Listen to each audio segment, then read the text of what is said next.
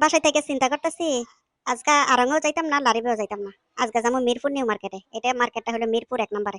তো গেলাম মিরপুর নিউ মার্কেটে। তো খুঁজতেছি আমি যেমন মানুষ আমার বাজেটের সাথে মিলে কিনা, হেমন 3 পিস আছে কিনা, এই যে চেক করতেছি। চেক করে কিছুর সাথেই মিলে না। এই যে গোলাপিটা যাই একটু পছন্দ হয়েছে, এটার দামও 9,500 টাকা। তো দেখে তো আমার পুরা গাম ছুটতেছে যে ও মা, সবার কম দামি জামা কাপড়ে যদি 9,500 টাকা হয়, তাহলে তো আমার কপালে আর জামা কাপড় নাই। তো এই যে এখন কফি কালারটা পছন্দ হয়েছে। কফি কালার জিনিসটাই আমার খুব পছন্দ হয়, তাই এই বুড়া বয়সে তার এই গোল জামা পরতাম না, মাইয়া এমন বড় হয় নাই যেটা কিনবো। তারপরে দামটা দেখতে গিয়ে দেখি এটার দাম 19,600। এইটা দেখে তো আমি কই তাড়াতাড়ি করে বাসায় চল জায়গা, আর জামা কাপড় কিনা আমার লাগতো না।